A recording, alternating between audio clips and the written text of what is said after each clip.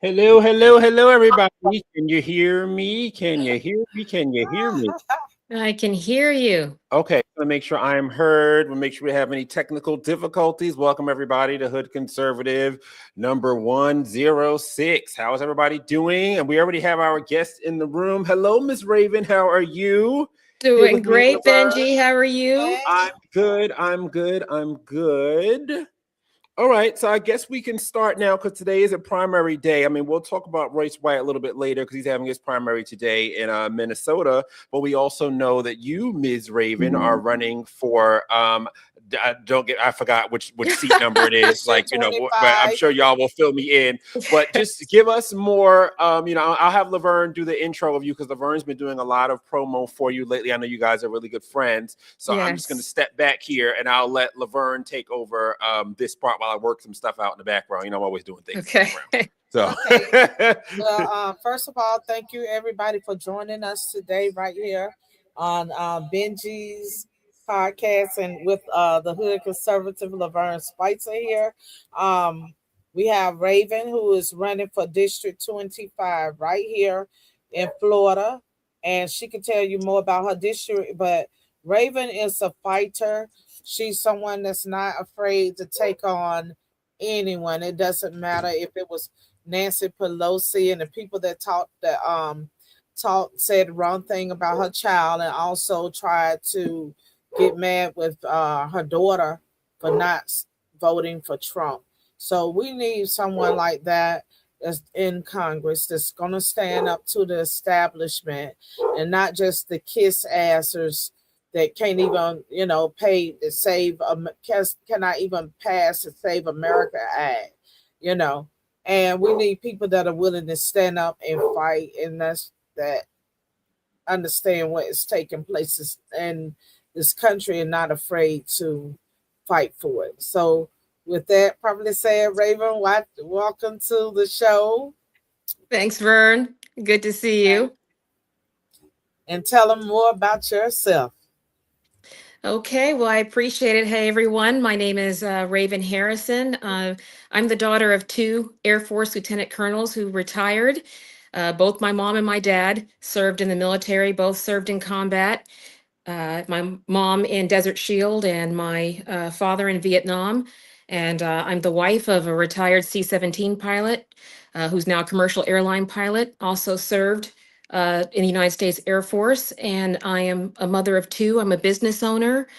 I speak three languages. I have foreign policy experience, and my daughter is the catalyst. My daughter was picked up by the throat at 8 years old and by her teacher and thrown out of her elementary school for voting for President Trump in a mock election we knew nothing about. And that's when I realized it was going to take more than just voting. Voting is great, it's important, but it's going to take more than just voting to fix what's wrong in our country. So I jumped in to run for Congress and to give it a we the people, because we're looking at a lot of things that are happening in the Capitol and we're going, we don't agree with that. We don't want that. Well, then who is we? If it's not, we the people, then who have we got up there? We need a complete reset. I mean, the biggest thing, Laverne, you just said is the SAVE Act. 84% of Americans want the SAVE Act. We have 100 senators, but we don't have 84 votes. Why not? That tells you that people are not up there doing the will of the people. They're up there doing whatever feels good, whatever they want to. And if we don't change that, we're going to lose our country. The whole essence of the military is freedom is not free. It has to be fought for. It has to be fought continuously and diligently and tirelessly. And we can't let up. So I am running for Congress now to help fix this. And I really would encourage anybody in District 25, that's Delray Beach to Miami Beach, to get out and vote, because I know you're discouraged. I know you're weary of what's going on, but we got to change it. And if you want to change the message, you got to change the messenger. Amen. Amen. Amen. So have you found a lot of difficulty in Florida right now with your campaign? Are you receiving a lot of support?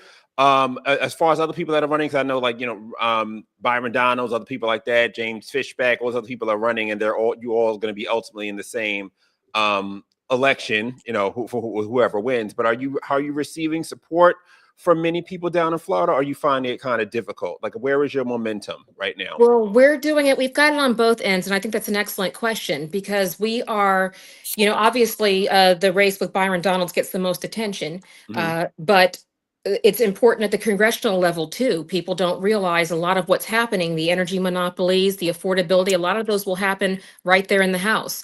So yes, but I wouldn't say that stealing momentum. It's just, it's a parallel direction. The voters are receiving us wonderful, but it's important to let people know we're fighting two elements here: the corruption that's at Washington, D.C., and the swamp that's here. The people who claim that they want to change it, but they're trying to usher in their same candidates. They're trying to keep the same spigot of money flowing. And we don't need our grass here in 25 watered with swamp water from Washington, D.C. We should be bringing Florida to Washington, not trying to turn Washington into, a little mini, swamp pool up there. So it's just, and we have our campaign has done well, but it's important that we take it directly to the voters. You are we the people. We the people are not politicians who've been in office for decades who are now like, oh, we're going to fix this. We've been in office for decades, but this time we're really, really, really going to fix it.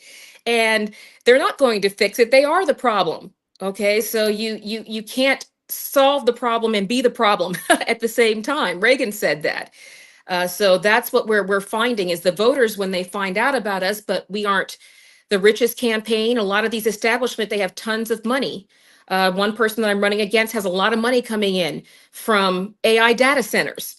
Okay, AI data centers that he didn't even acknowledge were in the state. So that's what you're kind of up against is the ones with the most money and can blast across the airwaves, but that's not who wins the race. It's the quality of the votes. It's the voters receiving the message and going, wow, we have something different. She doesn't look, sound, or act like anything we've got up there. And if you want to be part of the discussion, you have to have a seat at the table. So I'm asking for everybody to do the hard thing, which is to trust me to deliver the results. And they won't have to wait long for them.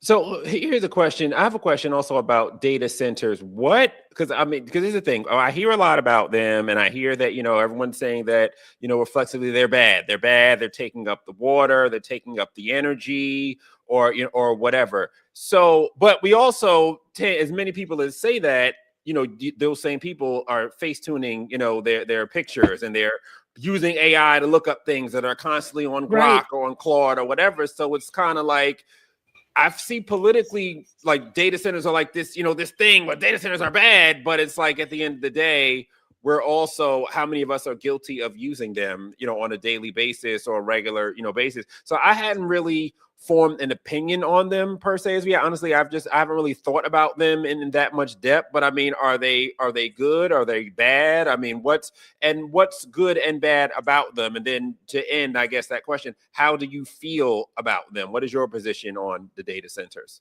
I think that's an excellent question. And what I want to do is, I feel like the one thing that's important for me to do, Benji, is to give you information.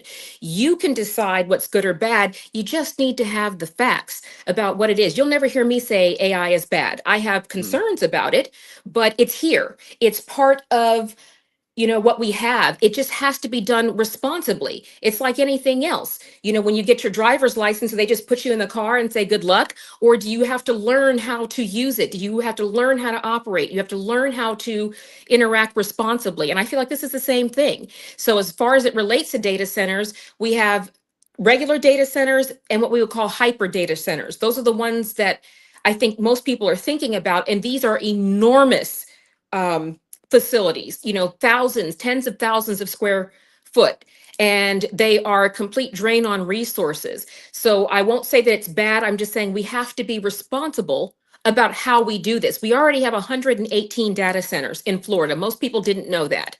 The important thing is that a lot of these are very well funded. They're by very rich entities. So they can afford to make sure that wherever they are going into, they are taking care of their own water and energy needs.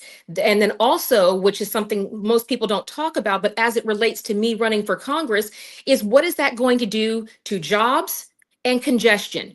So again, you have to look at it as a total picture. If we have, and this is not an accurate, let me just say for the purposes of making an example, you have 100,000 visa holders in 25. Again, guys, this is not an actual number. I'm just trying to make an example. You have 100,000 visa holders. If you open a new mega data center and that opens up jobs, who do those go to?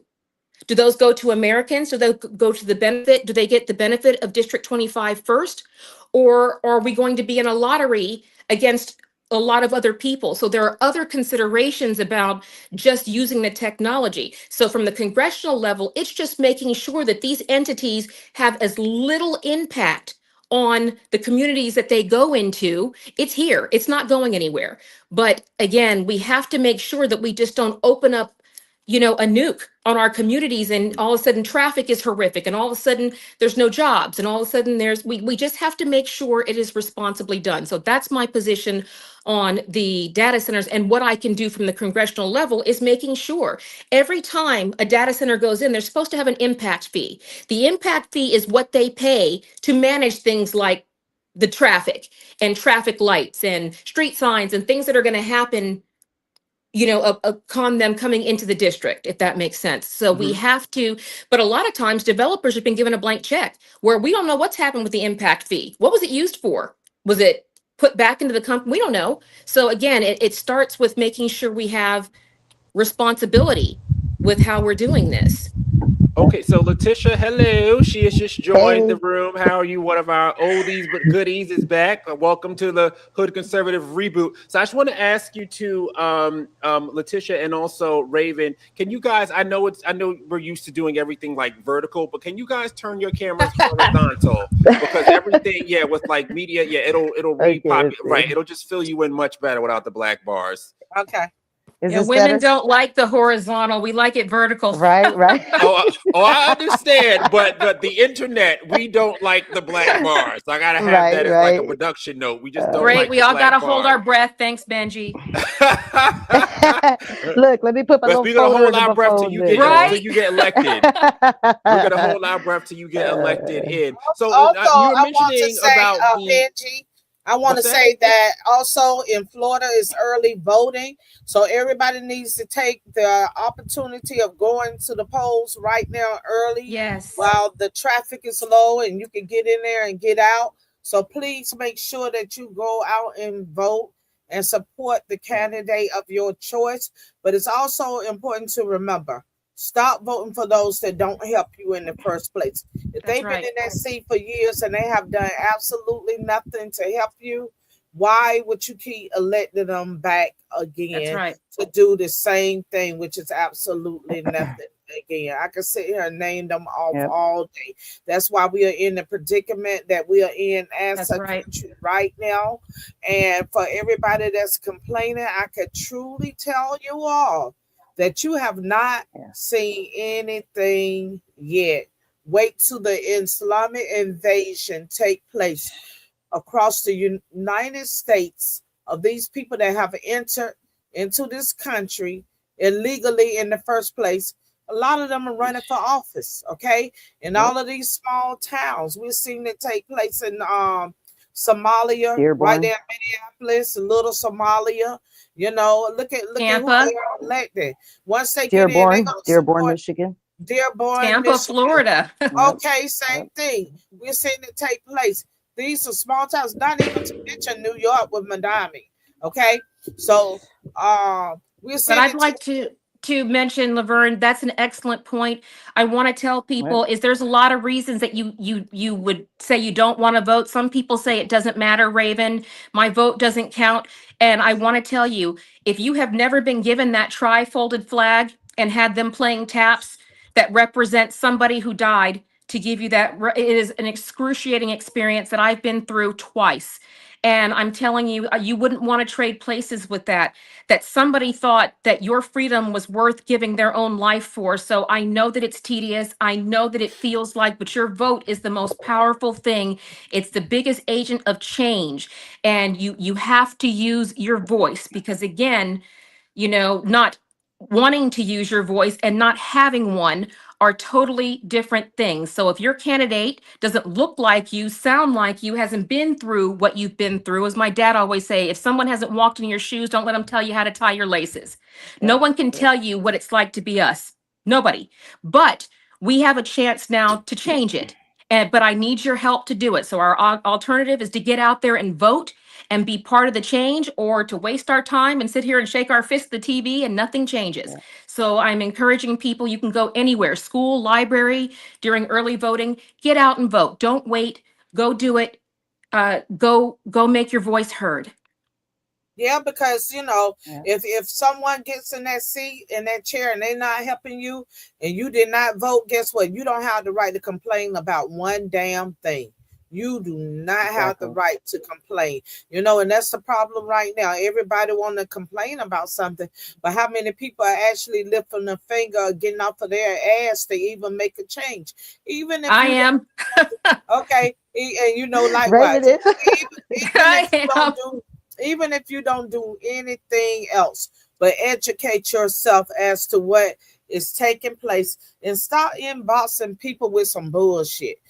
Some people just like to inbox you with some bullshit. They don't That's have right. a clue what is going on out here.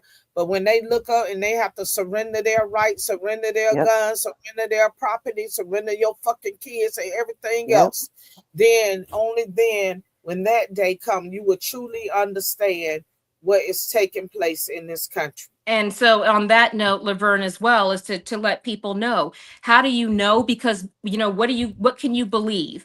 And, what can you verify? And again, but be willing to take the time to verify. So I will give people the cliff notes. I am the only candidate whose immediate family has 72 years of military experience. That's skin in the game you can't buy. I've lived in war zones. I've lived in communism. I've lived all over the world. I'm the only candidate in this race that can speak to almost every member of this district. I speak Spanish, I speak French, I speak German. So except for a small population that might speak only Yiddish, I don't know, I can speak and communicate with everybody in my district. No one else can say that. I'm the only one who's not a termed out politician. I'm running against people who have termed out, so they're looking to jump to the next grift. And Yep. that's not going to get it. That's not going to give you anything different. And we love Florida. We've enjoyed a quality of life that is above all else in Florida. But if we don't fight to protect it, DeSantis is on his way out. We Yep. have to really be looking at what's coming in, and you got to do your homework. We can't just listen to what the magic box tells us to. We gotta dig in there and look. So if you believe, it's what you believe. If you believe that the solution to Elon Omar and AOC is another middle-aged white guy, okay, if you think that the Democrats are going to trade up a middle-aged white guy that gives them everything they want for a middle-aged white guy who doesn't, you're not paying attention. We have we have the ability to win this race and destroy the narrative, because I am the narrative. Aren't I not what they always espouse?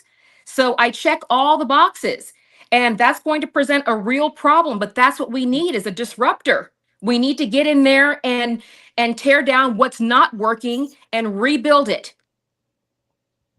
Yeah, and the thing is that for those who say they don't want to vote, I mean, if you're not voting, someone else is voting, and the Democrats, they'll find somebody, they'll bring vote somebody for about you. the grave, literally, to They'll vote replace for you and get your vote. So I mean, if you're not, and the thing is that at least Florida is one of the states where, after what happened in 2000 with all the hanging chads and that whole thing, where you might be able to even trust the voting in a place like Florida. So You still have to be diligent, but Of again, course. it requires us to show up. But you're right, Benji, is at least you're doing it. And again, once you've been given that tri-folded flag and you realize somebody's going to miss their kids' weddings, their graduations, their 50th anniversary, they gave all of that up, okay, to give you a chance at freedom. When you understand that, you can't take it for granted.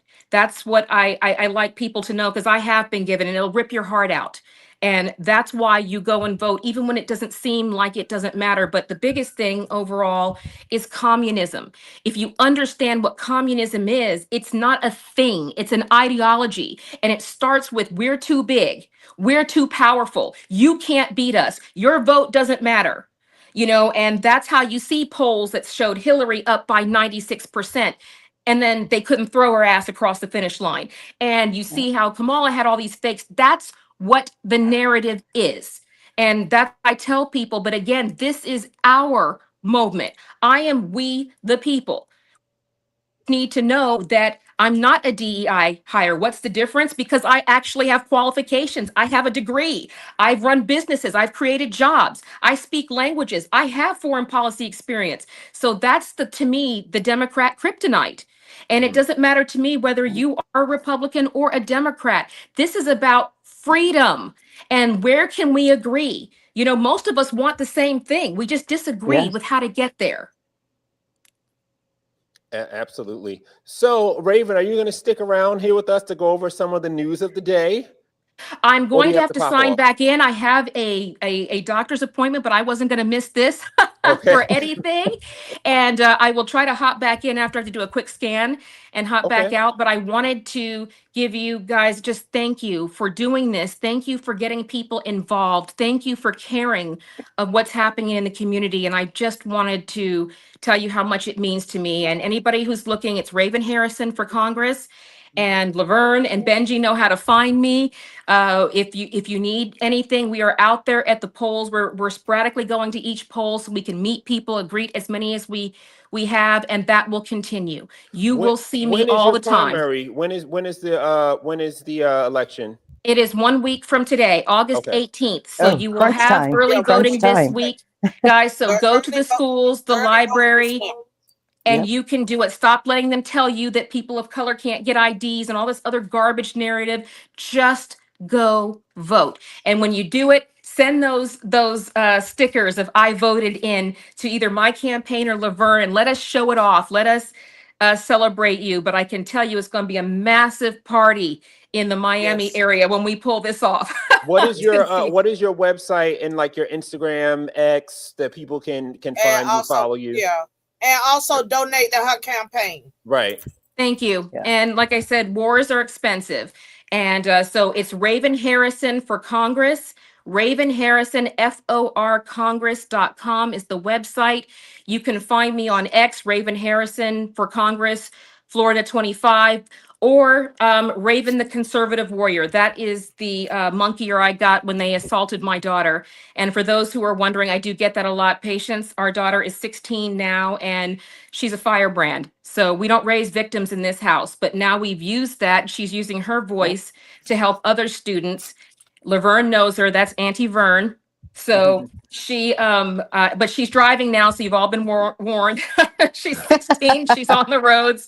But guys, this is our family, this is our community, and I'm actually really honored that I get a chance to stand up and try to fight for our community. So I want to hear it. Whatever you need, whether you agree with me or not, Republican or not, let me know how we can try to fix this. I am listening. And I care. So let's get this done, and I won't be far away, but thank you for the absolute honor and privilege to running to represent you.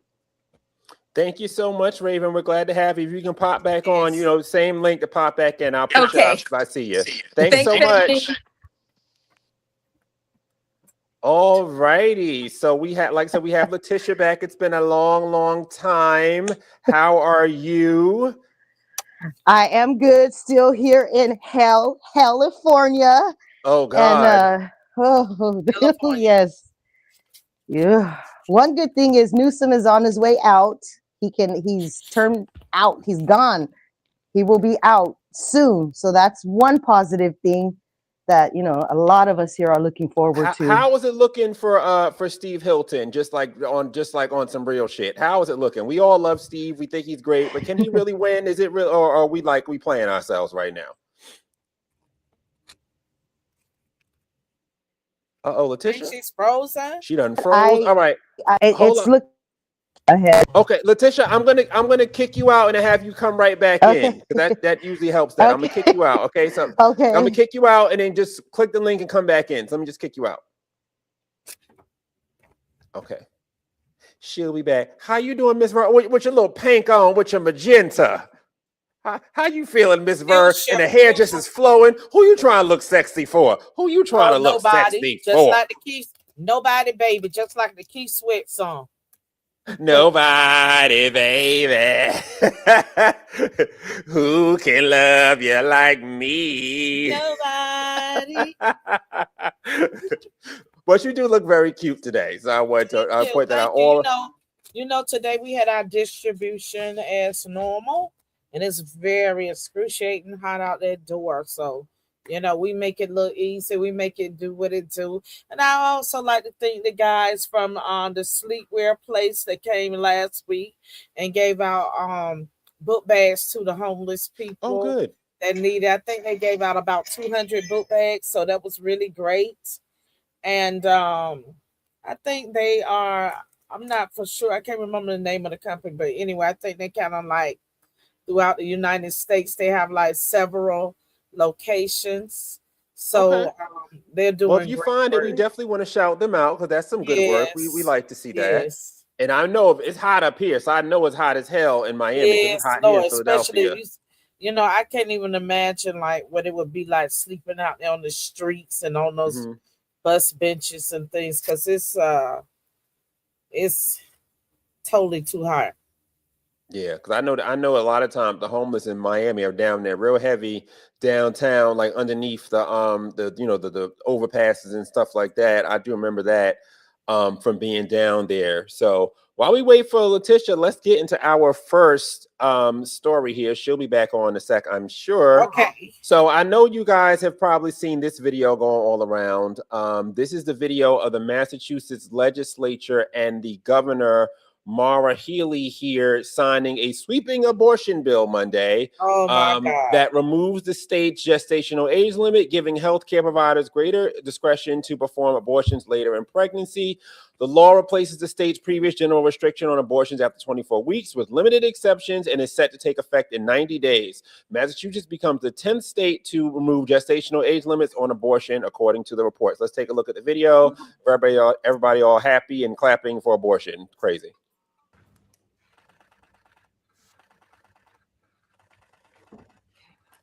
Thank you.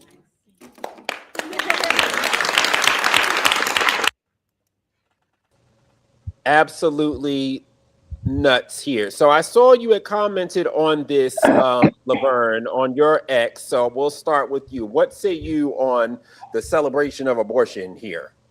I think that's completely disgusting because you're talking about a child's life, and if you want to debate and say, hey, it's just the embryo, it's not even developed. If that is truly the case, then why is it when someone shoots a lady that's pregnant and she dies and the baby died, then why do they call it a double homicide? So now, you know, it's like a double negative. It's like damn if you do, damn if you don't. So anyway, you're talking about up to the baby is born. So basically that's murder. That is murder. If you have a child that's at 12 months, you're willing to have an abortion or whatever, that is murder. That's not just an abortion. I could see if it's like maybe something that you're going through early on that's health wise or whatever. Maybe you are a couple of weeks or whatever, but not 12 months, not 10 months, not 11 months. Absolutely not. That is a full baby, a full fetus. Well, yeah, they're definitely talking about going up to 9 months, which 12, is yeah, absolutely, which is exactly. crazy. But of course, as I look, because I saw this on another one of on the Black blogs on Spiritual Word, which is a Black blog that kind of has like a sort of almost slight religious bent to it, but like very, very slight. Let's take a look at, because I want to take a look at some of these comments, because I mean, you have a lot of people that are saying, of course, the wokies are thinking that this is somehow a good thing, and I'm seeing that on, at least on the internet, and in this one Black blog, there is actually a debate going back and forth. So let's take a look at some of these comments. Let me just put this up here.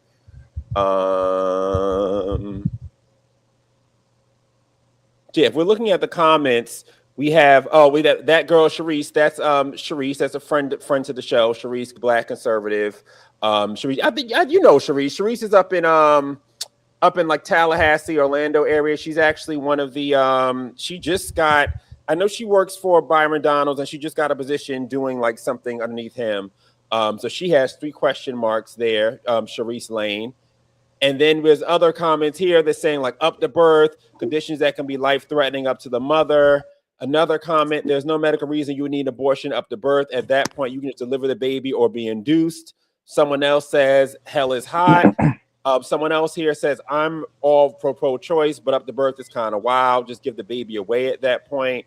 So that's really the sentiment of most people. Like it's very extreme. I mean, I'm not a fan of abortion, obviously, you know, as a conservative. I mean, as a Christian, I obviously think that it's murder, but you know, I'm also not naive. And I know that as long as babies are inconvenient and expensive, there's always going to be some manner of abortion. If you know, either whether it be, you know, you had the baby to keep a man, you ain't keep the man don't want you, now you don't want the baby, all kinds of foolishness. Like there's always going to be that on some level. And there's always going to be states that are going to allow it.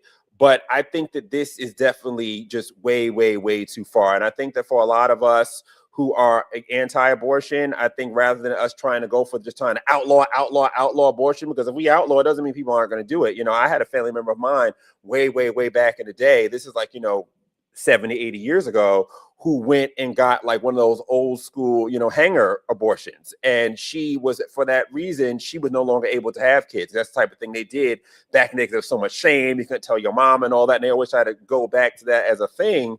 But we can't be for abortion all the way up into this level. I mean, I'm not for it at all, but up to this level, it just gotten to a point where it's just sick and disgusting. But for as conservatives, we want to stop abortion.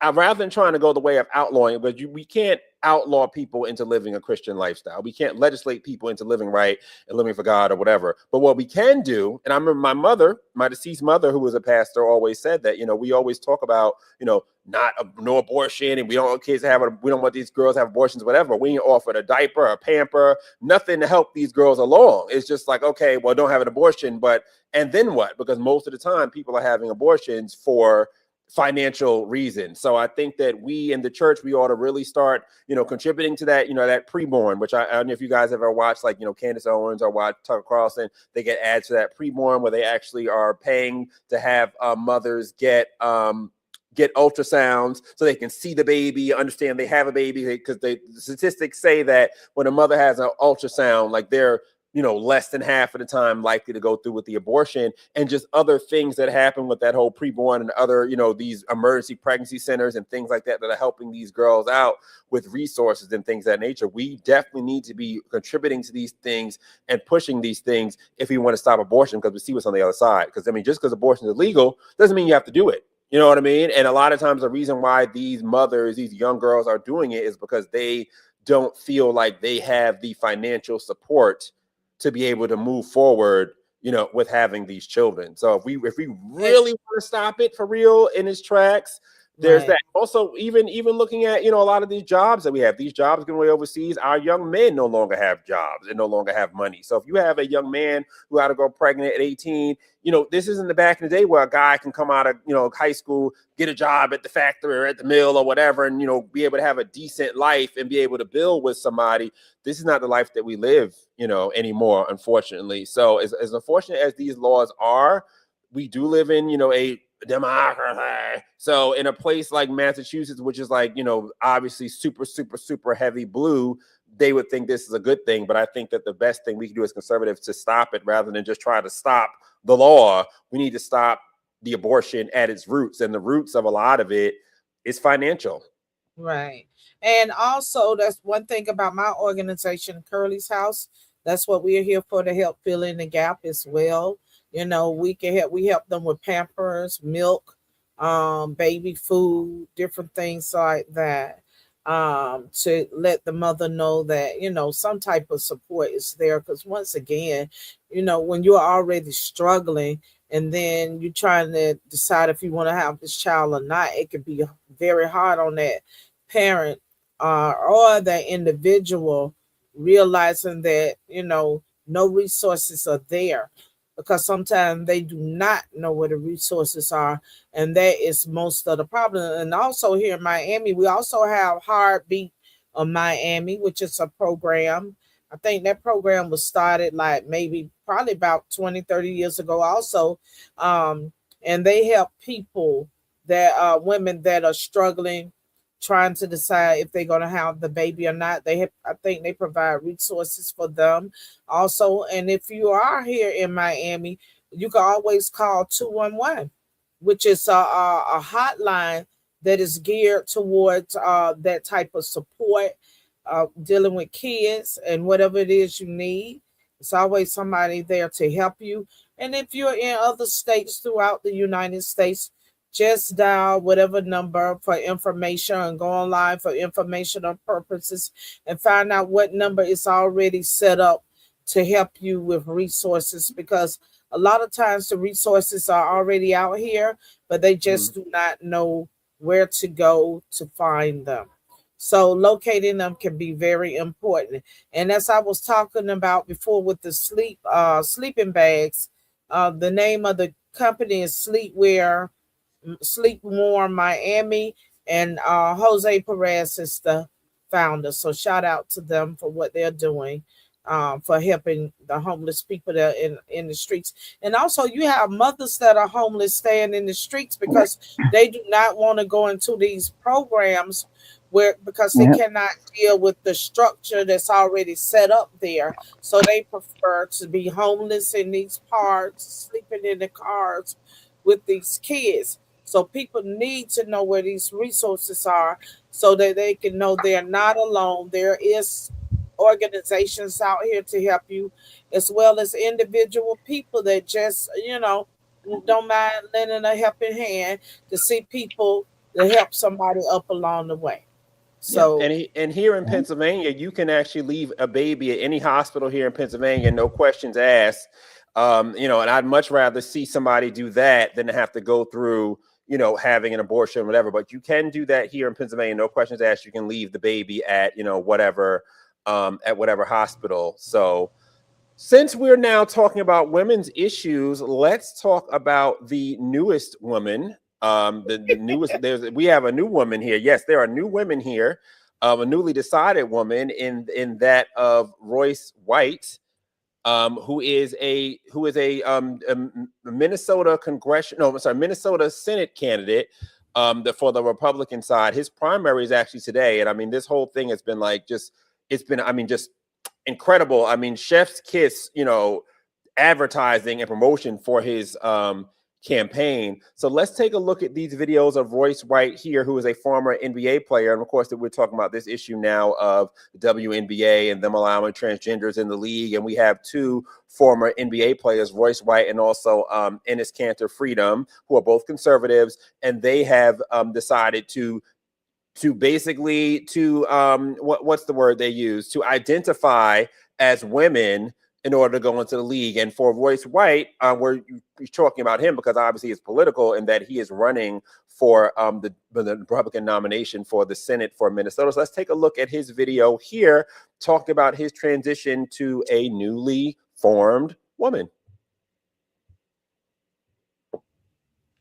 Oh, earlier this week, I made the announcement. I'm transgender. I'm a woman. I identify as sometimes identifying as a woman for purposes of basketball, professional basketball. So I'll be declaring for the WNBA draft in 2027 as well. I mean, I think I'd be unstoppable. I can't hear anything. First guy, I'm a pass first kind of player. I do the little things. I led my team in all 5 major stat categories at Iowa State University. So I do a little bit of everything. I'll do whatever the coach needs me to do. I'll do whatever the girls need me to do. I think the WNBA could come out and make a definitive statement about guys with a pair of balls playing in the women's association. But hey, that'd be probably too much like right. So, and I don't want to be discriminated against. No, I want fair treatment. I'm a young black, hopefully United States senator. That would like a fair chance to participate as a sometimes identifying as a transgender woman athlete. Okay, and here's the second video. Why are you getting involved, and how did the WNBA even get to this? Right now I'm just having a blast in my feminine era. I never thought that I was a woman. I've always trusted the science, and I thought I was a man my entire life. But after further review, strong look at my personal preferences, it would appear that I am indeed sometimes identifying as a transgender woman, and I think it's only fair I get a chance to play with some of my queens here in the twilight of my career, my athletic prime. Why are you getting involved, and how did the WNBA even get to this point? Right now I'm just having a blast in my feminine era. I know. Freaking hilarious. Hilarious. So again, I love this. I don't care. I'm just loving this. And this is men great. can take their big, fat, hairy chest ass and get into the women's beauty pageant because, of course, the left loves this type of thing. So, hell, why not? Do what floats your boat. If everybody else can roll like that, go for it, Royce. You know, I'm supporting you. I don't care. If Bridget, what's her name? The big girl with the, what's her name? Brittany can play. So why not you? Why not? Go for it. I think in Brittany's case, I'm pretty sure Brittany Griner was actually born a woman. I don't think she's actually a man. She's just very man-ish. We all know somebody like that. A lot of women are man-ish. She's man-ish, but she's not like officially, XY chromosome like a man. She's just very man-ish, sort of, kind of. But I mean, I am liking the fact that they are bringing forth this conversation, and just from the political, just as from the political, strategy point of it, it's amazing for Royce White. I mean, if I was his campaign manager, I'd be like dancing a jig right now. This is like really, really amazing because nobody really was talking much about this campaign. I know I've known about him running for a long time, but I'm also in the conservative political circles who care about this. But as far as like regular civilians, they had no idea who this man was or what he was all about. But like now this is on, it's on Fox, it's on CNN, he's now on the black blogs as well. So he's making a big splash for him. And this can prove to be really, really good for his political, his political stakes right now. I mean, the primary is today. So he's doing all this publicity, people are actually going out there and voting right now. So I mean, this is amazing. You couldn't pay for this amount of publicity, and he's actually, railing on an issue that most people on a bipartisan level actually agree with him on. So this is actually a really, really, really good thing to be happening for him right now, for him to be doing right now in the midst of being elected, as well as the fact that he's correct. I mean, there's no reason why we should have men in the WNBA. I mean, the whole point of it being WNBA, the W is for women. Women need their own league because women do not have the lung capacity, the muscle capacity, and the strength and testosterone that men have. They're a different part of the human species, so they should have their own sport. And I've always said from the beginning, I've said this for years right now, if the trans people want to play, why don't they just have trans games? Trans games will be huge. They'll get big sponsorships, you know what I mean? From like all of the gay, whatever association. There's a whole bunch of money in that. I mean, you can have all these, Madonna can perform at the thing. It'd be a huge thing. They can have a trans Super Bowl. They can have a whole league, and it would get so much money and support. But I've always said about the left, they always got to come and try to go and tear up something that belongs to somebody else. Why can't they build something of their own? The infrastructure is there. So we've just had Jerome has just joined us. So Jerome, what say you on the WNBA and Royce White and all this stuff going on? Yeah, I'm glad. Sorry I'm late. I'm glad I came in on that part because I love Royce. Me and Royce ran together for Congress in 2022 along with Laverne and everything. So Royce is a cool guy. I hope he wins that election out there against Klobuchar, but or whoever the hell he's running against out there. But the WNBA, hey man, it is what it is. It's a league full of lesbians, pretty much. But it's a couple of I guess some heterosexual women there, but that's their league. That's their thing. And the way there's LBGTQ, whoever the hell it is, AAII, whatever. I mean, it's not about having their own. It's about a lot of attention. This is about attention. This is about, grabbing the headlines. This is about just corrupting what is right, So, I'm with Royce, though. I mean, if Royce can go and play in the WNBA, as, go for it, man. You know, whatever. But it's a political statement. And but the WNBA is it's just that. I don't even watch it. I've never watched not.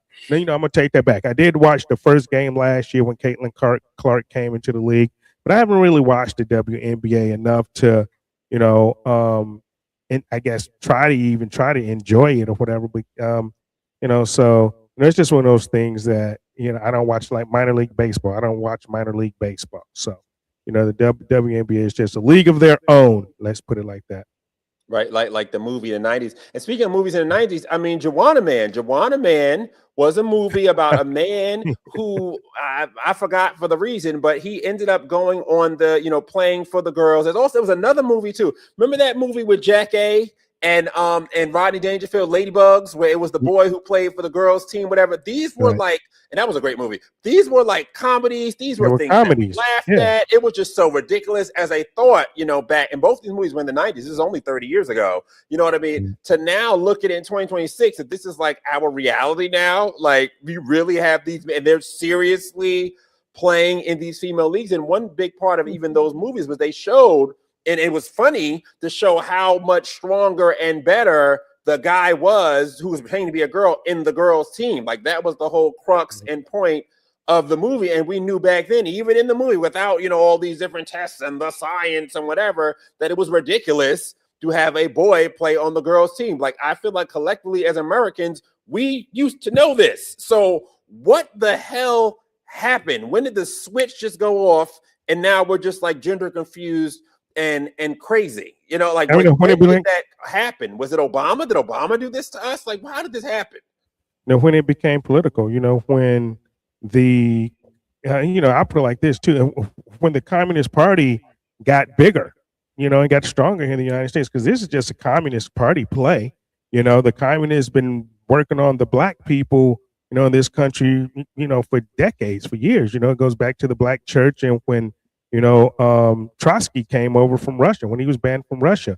They came in and communism tried to, they used the black people for, their agenda. And now they're using the LGBTQ for their agenda. They always use those that have a plight, okay? Those that may have a issue with everything else. They use that. This is just a communism play, to see how far they can get, because communism, I've been talking about communism since Iran in 2020, right? But communism has taken hold in this country, and it's prevalent. It's really prevalent.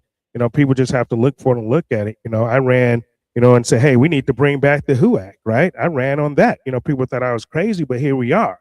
You got mainstream is talking about communism now. You have Trump. You have the Republican Party now talking about communism, because I guess they finally realized, hey, it's here. And once we go down this path, of the DSA of socialism or communism, if you look at history, there's only one way out of this. You can't vote your way out of socialism. You can't vote your way out of communism. There's only one way out of that. It's so funny you say that when you talk about, like how communism like kind of grabs people. It's the same way, like you say back in the day, like, you'll say Trump grab him by the pussy. With communists, they grab you by your insecurity, whether it be whether you're a woman, whether you're black, whether you're gay, whatever it is if you're not a white man, they're going to use that to try to like put this insecurity in you that we're fighting for you against the white man. Like that's what they always do, whatever they can do. And it started off, like you said, it started off with black people and racism. Then it moved to, women and the whole, getting away from your man and feminism. Then it moved to the whole gay, the LGBT. And then once gays got gay marriage, which that's the whole thing, the whole gay fight was for gay marriage. They got that. They had to figure out, what are we going to do now? Because we got to keep the money going. If you're the HRC, the Human Rights Coalition, remember back in the day, they raised all their money for trying, they're a PAC, a political action committee trying to do gay marriage, whatever. Once they got gay marriage, it was like, well, the dog caught the car. How do we keep collecting money? So now it's trans and it's trans kids. They got to keep moving. They got to keep pushing the envelope. Everything is racist. We need to all just hate the white man. Everything is the white man's fault. White people, they want white people to apologize for everything, and a lot of shit they want them to apologize for is not even their fucking fault. You know, and everybody that's pushing the narrative to hate white people is married to a white man. Ileana Omar, married to a white man. Kamala Harris, married to a white man. Don Lemon, married to a white man. And the beat goes on. All of them pushing that narrative is sleeping with the white man. People, wake up. Do your due diligence, as I always say, because that's not the enemy.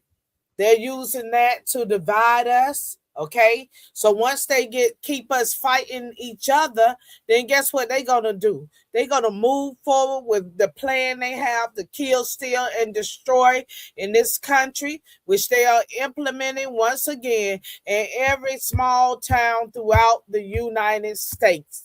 Okay, they're implementing that plan in these small towns. When your neighbors don't look like you, then you got a freaking problem coming in your neighborhood. Okay. Especially in these small towns. Y'all need to wake up. Y'all need to wake up. Stop worrying about who's white, who's black, who gives a fuck. At the end of the day, that's not our problem. Our problem is these illegals that are coming in, okay, that are here, that are setting up camps, running for office, putting their people in to institute their communist ass agenda. Okay, their communist ass agenda. I don't give a damn what nobody say. We in the book of Revelations. Okay, that's where we at. People will argue against that, but I don't give a damn what you say. We are truly living in the last of the evil days. Everything that you would never have expected to see happen in your lifetime is happening right motherfucking now. And the point is, how in the hell did it happen in the first place? We have genital mutilation with kids in elementary school. Then they'll have the right to say, hey, I don't want to be a boy. Oh, I don't want to be a girl. I want to change my sex. I want to change this. I want to change that. You know, back in the day, we couldn't do no shit like that. You know, what we look like going to tell our mom, I want to be a boy, or I want to be a girl. They would have whooped our ass into 20 years down the road. You know what I'm saying? That stuff like that was just not acceptable. You even have right now Saucy Santana, what he's talking about. Oh, I feel like fucking some kids. What kind of bullshit is that? You know, why is the youth all of a sudden being attacked by a whole bunch of satanic pedophile ass motherfuckers that think it's okay for them to just say any kind of shit that they want to? Nobody ever addresses that bullshit, okay? But go and say something else, you know, like I love my country, I love my flag. Then everybody from all around the world is on top of your ass. Now you're a real racist. But it's okay for you to open your mouth and attack the youth. Oh, all the young kids want to fuck me. Bro, dude, you are fucking delusional. You're fucking delusional, okay? Now, back in the day, that get your ass beat. We do have people. Just for the audience, we did that video. For the audience who may not be as well versed in ratchet reality show music. What Laverne is referencing, she's referencing a gay rap artist out of Florida. His name is Saucy Santana. He's been on like Love and Hip Hop. He's been on a couple of things like that. Probably his biggest thing was he did a remake of Material Girl by Madonna, and like Madonna was like remixed on the track or whatever it was. That's like probably the biggest thing he's done. There was a video that's come out of him where he was saying like he was at a pool. I could have actually tried to find it, but he's at a pool or something, and he was saying like, everybody trying to F me, kids trying to F me, women trying to F me, men trying to F me. And the video is an old video, but it's recently gone viral with everything that's going on with, and this wasn't the subject for today, but with what happened with Sydney Starr, which is another transgender, I guess, I don't even know what Sydney Starr is. I guess like a reality star, I guess, because she was on Love and Hip Hop or whatever. And Sydney Starr came into fame because she took a picture with this rapper named Chingy back in the day. Maybe this is like 2005, 2006. and they were in a picture together, and obviously he didn't know that she wasn't a woman, and the picture went viral. And this is, back before, we have social media the way we have it today. This was like back in 2005. So the picture went viral, and basically this Sydney Star person lied and said that she slept with Chingy, the rapper, and subsequently that ruined his entire career, and he hasn't been able to get back since. So that's where this whole conversation, just to give you, back story on that for our folk who are like, who the hell is Saucy Santana? That's who Saucy Santana is. So that was all a little too freaky for me. So to move this back onto less freakier subjects, our good President Trump, in response to him losing this Supreme Court battle over birthright citizenship, which it's a shame that he would ever have to lose this. It's crazy how actual Black people are pushing for him losing, or are happy that he lost this.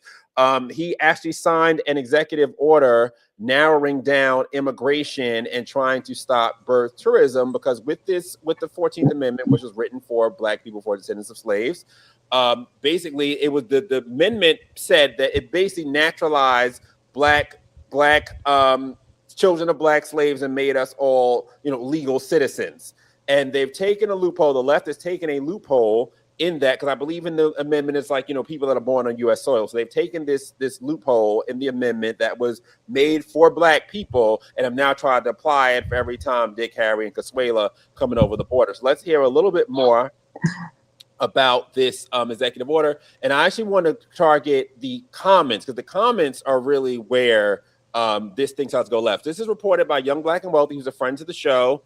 I'll just read his reporting here a little bit. So it says, President Donald Trump signed 2 executive orders Thursday aimed at narrowing automatic citizenship in specific situations and cracking down on birth tourism. The practice of traveling to the United States to give birth to a child may obtain U.S. citizenship.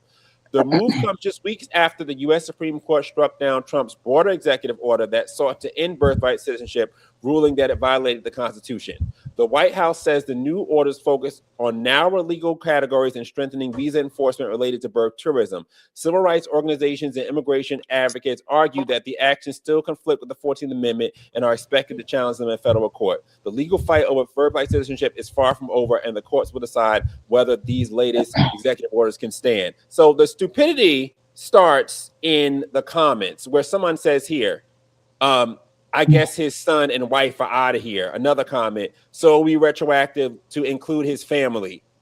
And it's like, are these people retarded? Yes. Are these people retarded? Like, Trump's family, or Melania specifically, because the whole argument is that like Melania is like illegal somehow. First of all, if we more even get into the fact that Melania was actually legal, she did it the right way, whole nine, whatever, all that. Melania did all that with her modeling visa and all that, whatever. She did the things the right way.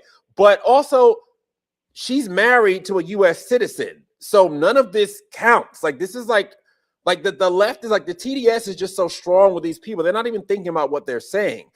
I don't have an issue with illegals coming here. If you're going to marry every illegal that comes here, put them in your house, and you're responsible for them, and you want to pay for them, and not the government, that's fine. You know what I mean? It's fine. Just don't expect me to pay for your illegals. If you want to pay for it illegal, you want to take an illegal, take Paco Maria in your house, and you marry him legally, and you want to take care of him, that's your business. The issue is when you have Paco Maria coming here, and they're just taking over, and they're taking from the government dole with just taking our money. There's no responsibility. Like now the nation's responsible for them. If you want to be personally responsible for an illegal coming here, and you want to marry them, and you want to be responsible for them, I ain't got a problem with that.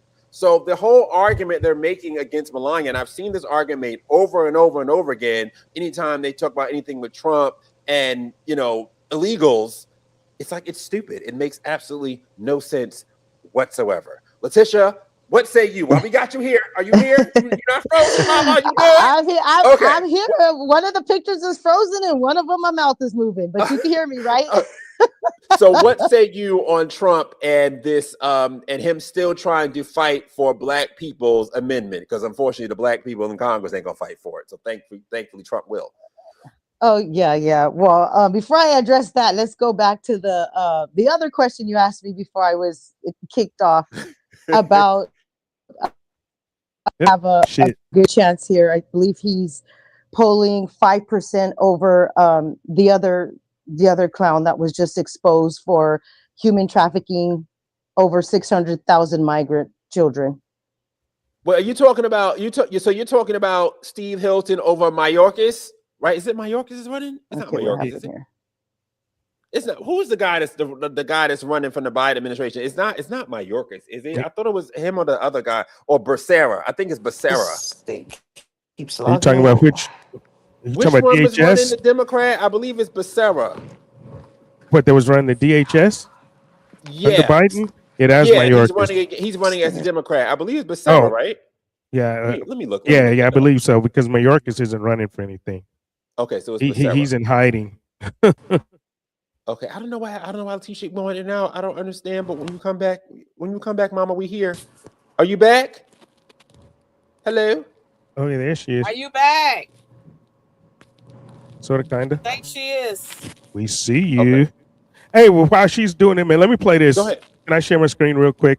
I mean, because it's something that you guys have touched on, you know, and it's shit. I can't share my screen. Well, yeah, okay, maybe I can. All right, here we go. And I'm gonna share this real quick, right? Because this is exactly what you were talking about, Laverne. Oh, I have to add it. Okay, hold on. This is the viral video that's going around with all of the the congressional people with their can you add it? spouses.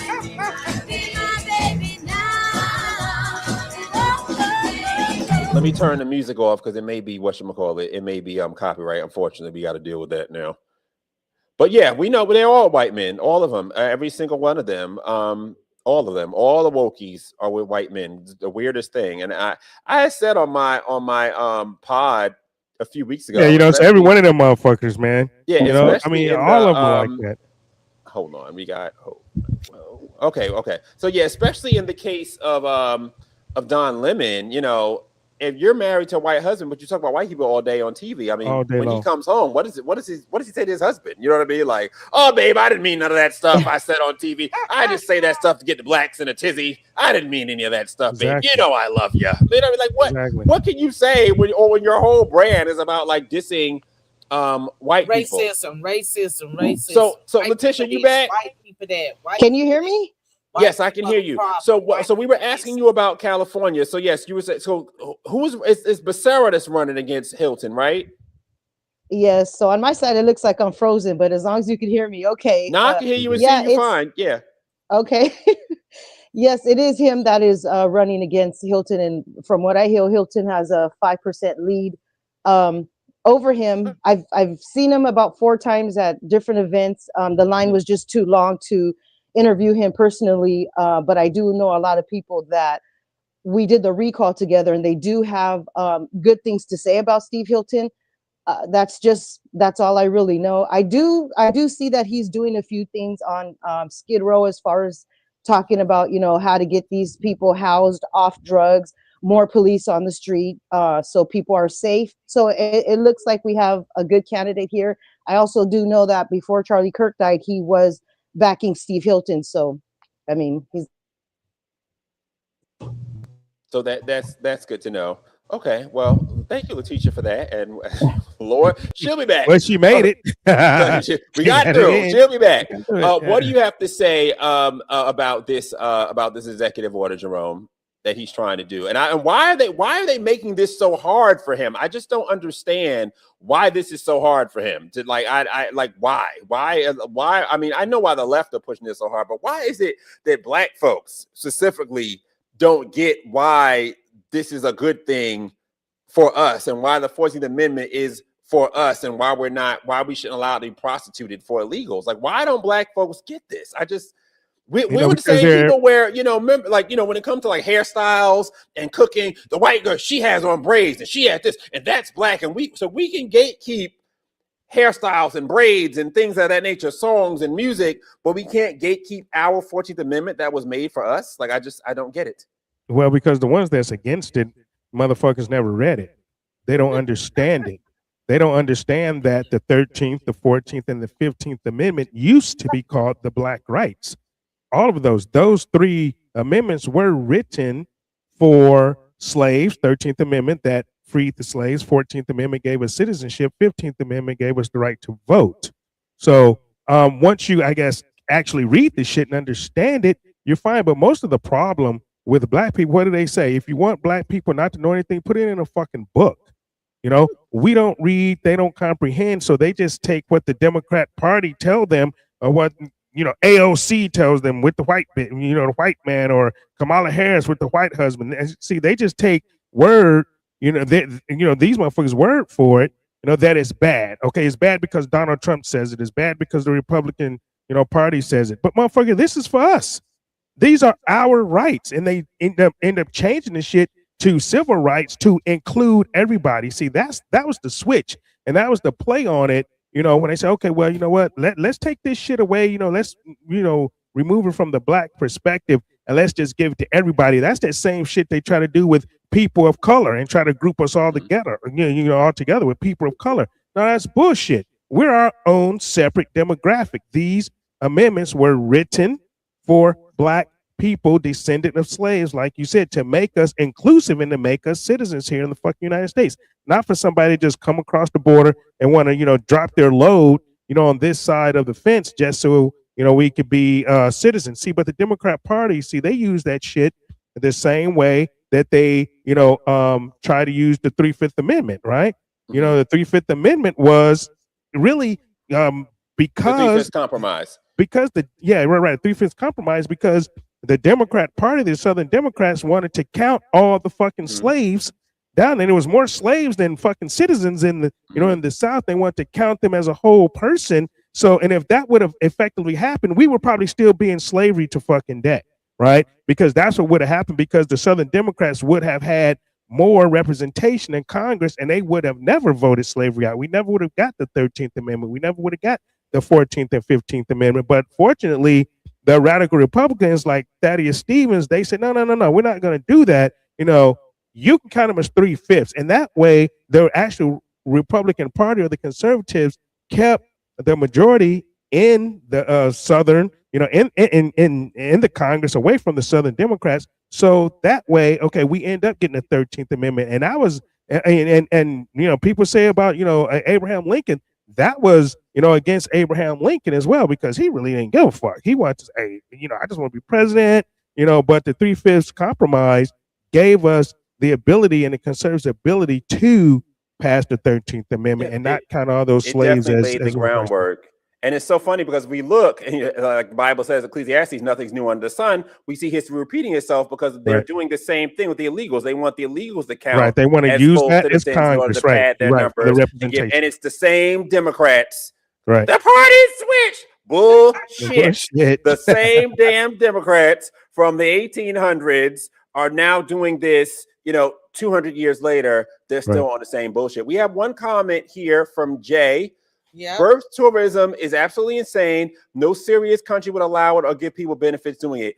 Exactly. There's literally no other country that does this foolishness. Only America. And it's only because we have stupid liberals and stupid black liberals, especially, that are pushing this and have no idea that they're taking something that was meant for us, and you're putting yourself at the back of the line. As much as we have complaints about, you know, this country isn't fair, they don't treat us fair, you know, if this were, I look at it like if we were at Six Flags right now, many people going this summer, going to amusement parks or whatever, we're online for the most popular ride online or whatever, and you're about to get up to the front of the line and 50 Mexicans jump in front of you online. Are you not going to be upset? Are you not going to say, hey, I was here first, you know, you got to come behind me? But when black people are going against Trump on birthright citizenship and things, that they're allowing 50 Mexicans to jump ahead of you. And it doesn't make any sense. And you're only doing it or supporting it because the Democrats tell you, oh, Trump wants it, so it's got to be bad. Whereas a smart black person will be able to decipher, you know what, I may not love Trump, I may not have voted for Trump, but if Trump is doing something that's going to benefit me as an individual, then you know what, I'm for that. I don't have to be all for him. Unfortunately, our politics is such a team sport. You know what I mean? It's such like a, you know, oh, it's got to be all this or all that. Whereas as citizens, we're supposed to be taking little bits of this, a little bit of that, a little Democrat here, a little Republican there, a little this, a little bit of this, a little bit of that, to try to make the best situation for ourselves. Because what that does is that reshuffles the deck. So now these candidates, instead of talking the full Democrat talking points, the full Republican talking points, they now have to talk about issue by issue by issue, which is the way that it's supposed to be. issues, not cult of personality and having to go on, well, the team says this, I got to jump on what all the team is doing. You know what I mean? It's ridiculous. And speaking of Black identity, there was a interview with AFROMAN that went viral this week on Club Shay Shay, talking about the Black identity as opposed to African identity in this country. So let's take a look at that. We was betrayed and sold. Okay. To the point where I feel like it's my option to patronize that title or not. All due respect to him, if something jumped off and all Black people were attacked, I would stand with them for survival. Great. I find a lot of them arrogant and condescending and disrespectful to Afro-Americans when they're here on the civil rights that our mothers and fathers and grandfathers fought for. I just think they ought to be a little bit more respectful under all the circumstances, that they betrayed us, backstabbed us, served us, sold us, and then they're living in America benefiting off of the civil rights that we fought for. That being said, you're talking about white America, correct? No, I'm talking about Africa. I'm talking about. Oh, you're talking about Africans that came over. Right. Okay. The Africans, they sold us. Right. They sold us in slavery. Right. Then, a lot of them are condescending. Okay. Disrespectful toward Afro-Americans. Oh, okay. Okay. So that being said, I call myself an Afro-American. Okay. Not denying I'm a descendant of an African. Okay. But just before the betrayal, I call myself an Afro-American. That's code Shannon to get $50 in lineups after you. Okay, we ain't finna do nobody commercial get now. prize picks. Shannon ain't paying us now. Hold up, Shannon ain't paying us.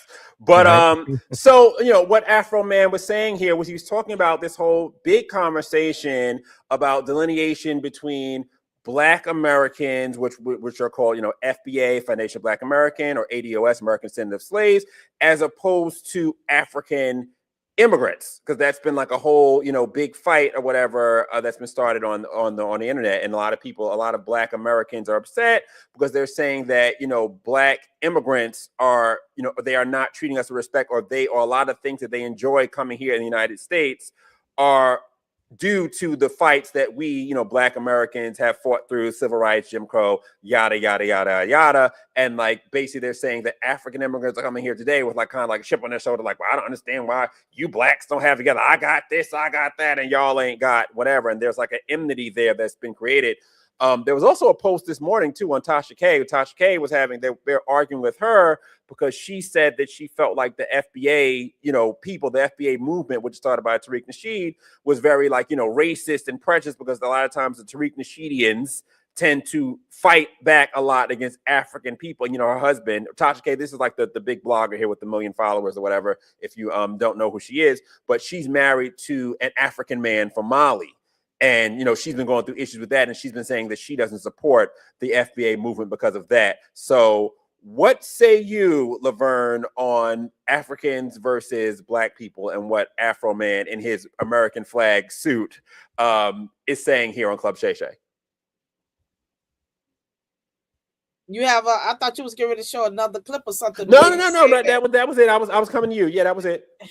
The thing about that is this. At the end of the day, if you're Black, you're Black. Whether you're from Haiti, whether you're from wherever country you are from, we are Black people. Some people don't really consider themselves to be like Black Americans, and some of them may even see us excuse me a minute, whatever they want to call us. But we are nonetheless, we are here. We in this country. We're going to make it do what it do. If you like us, you like us. If you don't, so be it. I mean, we don't care. Who cares? Who cares? I don't. Okay. And we did work. We built this country, but so did a lot of other people help to build this country as well. But like I said, at the end of the day, who gives a shit? What about you, Jerome? Well, I know for a fact, because I've been over to Africa before, and I mean, they really can't stand us. They don't even like Black Americans, because one of the first things that they will tell you when you're over in Africa is that you're not pure. You're not pure because we, I guess apparently all have white blood in us from slavery days or whatever the case is, right? So this is what they believe, but they don't like Black Americans, and seeing that, they like to exploit us. This is just a exploitation of Black Americans when they come over here. But that was all part of the Pan-African movement and shit. That's what it was. The Boule, don't really like Black Americans because they're European Blacks. They're still Black, but they don't. And this is the people that you see that they use to prop up all of their agendas. You got all these Boules. You got I'm not Tariq, but you got what's the lady's name that was on fucking MSNBC? Her. She's Joy fucking Reid. Joy Reid is Boule. Immigrant. All these people are Boules, man. And it's their job. They get paid to keep the strife between the Africans and the Black and the Black Americans. And so I think there will always be that. And they do come over and they say, hey, they come over and get their bag, and why can't we get our shit together? Well, you didn't have that stigma 400 years of slavery that's still, affecting, Black people, as a whole, not me and not the people that I associate with, because I think at some point you gotta let that shit go. And I let it go a long, long time ago. Or not pick it up in the first place. At this point, you being picked up. They ain't even giving it to you. We picking it up. You know what I mean? Yeah, exactly. But they never had to deal with that, and that's one of the things that they really don't understand. They don't understand the years of trauma, and trauma is hard to get rid of. If it goes through generation, it's just like somebody being on welfare. That next person may not know how to get off welfare because their parents were on welfare, the grandparents. So it's all this stigma, so we have to, somebody in that lineage has to, stop it, and at some point have to stop it. But that's just something they don't, and they never had to deal with because they were never enslaved in Africa. But, they want to come over here because, they get to enjoy the fruits of our labor from the civil rights movement, from the blood, sweat, and tears from our ancestors, and I just think that that's bullshit that they want to come over, and then try to demagogue us or try to ridicule us, into why we are, as a people, as a whole, who we are, right? So I think that a lot of it comes down to the politics, whereas, because again, with this whole situation with the illegals or whatever, you have Black conservatives that are against that. And what they'll try to do on the left side is they'll say, well, what about the Haitian illegal immigrants? Whatever, we should automatically support them because they are, of Black skin. And to that, which I say, no, like, I don't want illegals are illegals. Haitian illegal, whether you Irish illegal, whether you're, Lithuanian, or whatever it is. If you're not a citizen of these United States, you don't belong here because we haven't even taken care of our own people yet. We don't have, it's not a hate thing, but we don't have the capacity to take care of nobody else, and we ain't took care of home. We ain't took care of our own. You know what I mean? How can a father who's not take care of his own kids have the nerve to import some other kids in the house? You know what I mean? Like, we have not all been, that's not even just Black, that's everybody. We have not been taken care of. The case, Yeah. And Jerome, back to what you were saying, okay? When you see different things on different media page or social media page, or come to Ghana, Black Americans, we want you to come home. Okay, if they don't like your ass over there, why in the hell would you want to go over there to stay or live? We're gonna give you a free home. We're gonna give you so much money for coming. I think people should be kind of tired of the free shit, because free shit is never free. It's never free. And so when we're talking about trauma in our community, you always hear people say, well, when we grew up, we didn't have food in the house, and my father wasn't there to help us, and we really suffer. So what in age and what point in your life do you get to the point where you just let that shit go? You see people in their 50s and 60s. Well, my daddy and my mom didn't have food in the house and nobody fed us. And I'd be like, well, bitch, you grown now. What's holding you back? Let all that shit go and move forward. And I think that's what a lot of people need to go do. Just let it go. Just let it go and move forward and be the best version of you. And stop using that shit as a crutch to the point where, you know, you don't want to get up early in the morning to go to no job. You want to stay at home all day and smoke weed and eat up every damn thing you can. You don't have no thoughts of getting a job. You don't have no thoughts of hustling to make your ends meet to pay no bills. But everything is everybody's fault except for that man in the mirror. Yeah, you know, remember when we were running Laverne in 2020, 2022, you know, CRT was a big thing, right? You know, and I spoke at a lot of school boards because they were pushing that bullshit. You know, CRT and black people can't learn. It's the white kids' fault that the black kids are stupid and all this bullshit, you know. And I was like, no, fuck that. You know, I have a doctor. I have a son that's a black MD. Obviously, you know, the system isn't against us if you want to fucking work hard. You know, I got a son that's an HVAC tech. Got a son that does musical theater. You know, I have, you know, so don't give me that bullshit, you know, about black people can't do shit. I mean, my oldest son was fucking valedictorian, the first black valedictorian in Virginia Beach fucking history, right? You know, so it's all about, you know, when you're gonna cut the ties, when you're gonna let that shit go and move forward. Yeah, so you can keep looking in the rearview mirror all you want to keep your ass down, but the shit does not apply. And if the shit does not apply to you, fucking move on. Now, if you want that shit to stick to you, you know, then let it stick to you. But you know, that all the bullshit, you know, all that shit has to go. It has to stop because there's nothing, you know, well, I won't say anything or nothing, but there is barely anything that will keep any black person from doing anything they fucking want to do if they want to do it. You know, I mean, shit. I mean, we ran for Congress, Laverne. You know, who would have thought that shit, you know, where I came from, you know, poor black kid from fucking Cleveland, Ohio. You know, I'm running for fucking Congress. It's just all what you want to do. It's your mindset, okay? Right. It's your mindset, and we have to be the ones to break that fucking shit for our kids, and not let these other motherfuckers pull other black kids down, letting them say that you can't do this because you're black and because it's the white kids' fault. You know, fuck all that bullshit. And not only did we run for Congress, we also revolutionized politics, because during the time that we ran, a lot of black people did not want to run, right, because they did not want people calling them Sambo or coons and sell out, and you're not welcome to right, the cookout. Fuck the cookout. You know, for me, I didn't give a shit because I never That's had right. a problem with speaking my mind.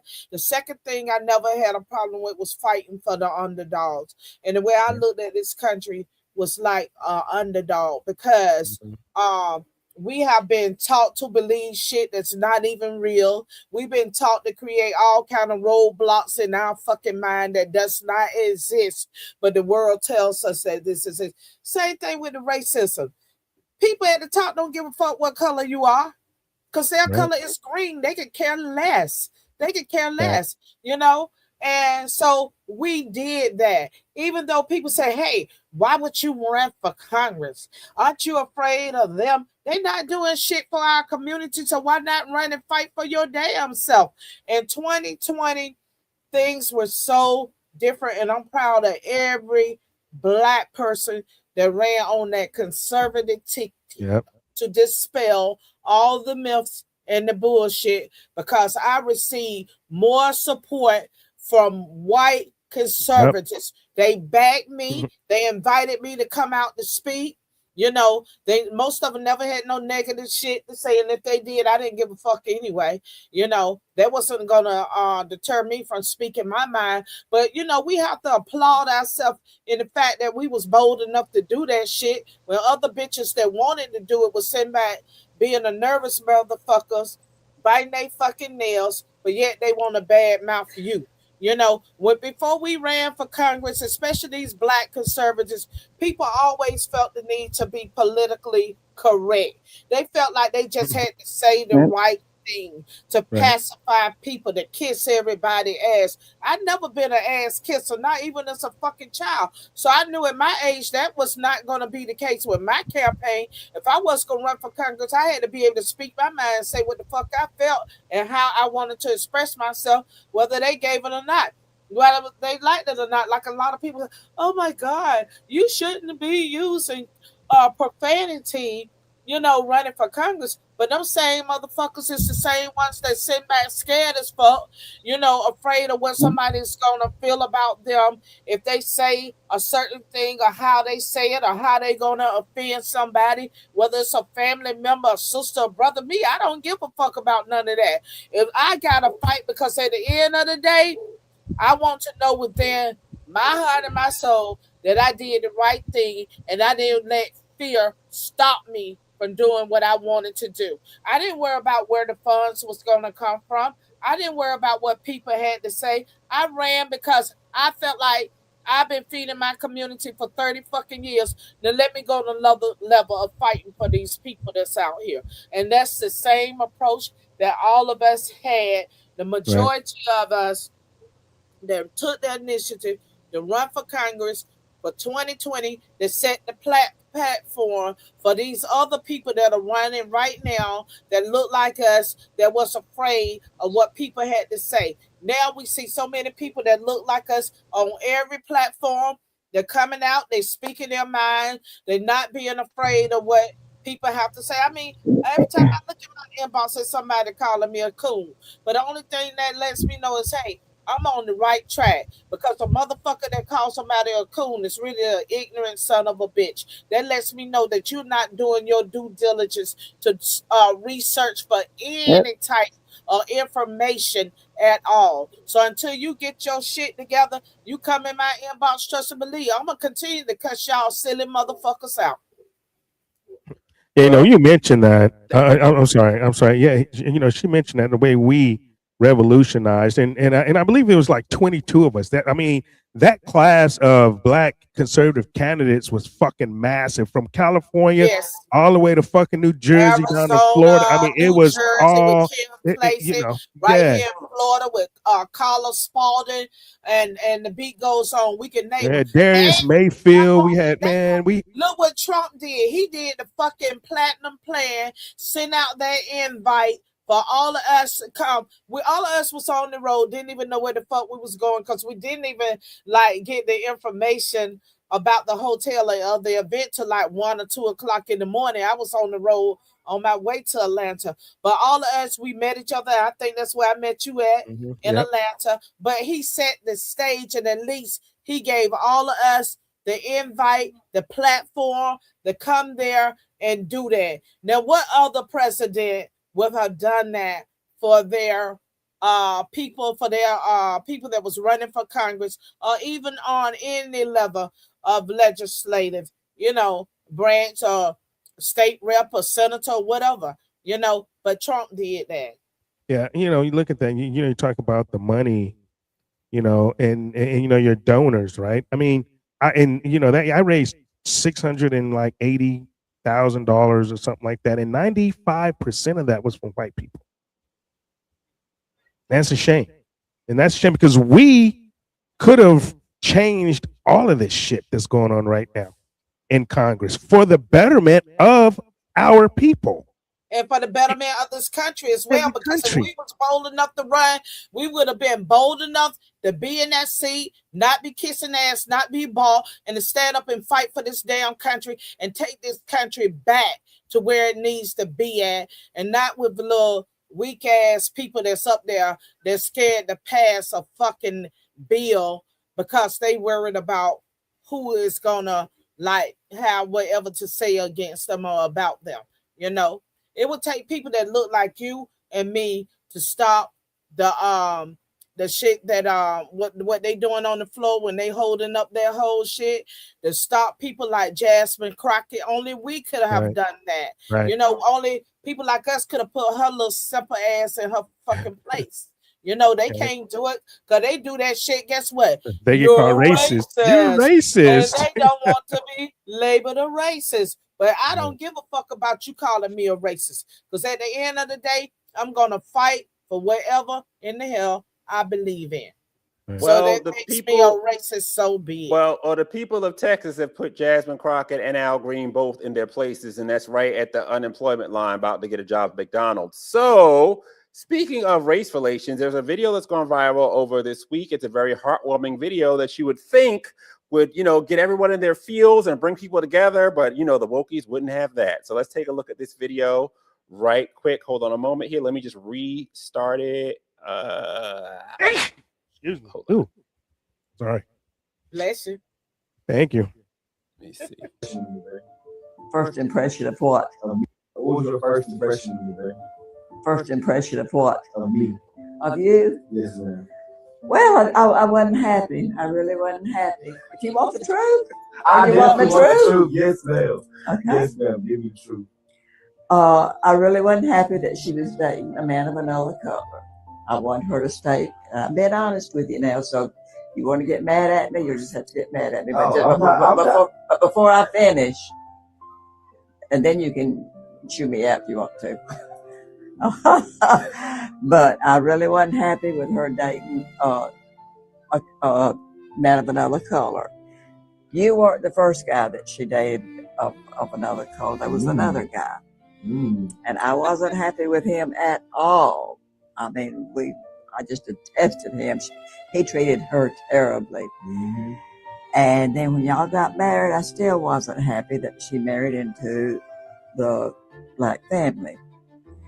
But I will tell you right now, with a true heart and a true spirit, I was wrong. I was very, very wrong. I don't know of another man other than my husband, and I had to beat the hell out of him.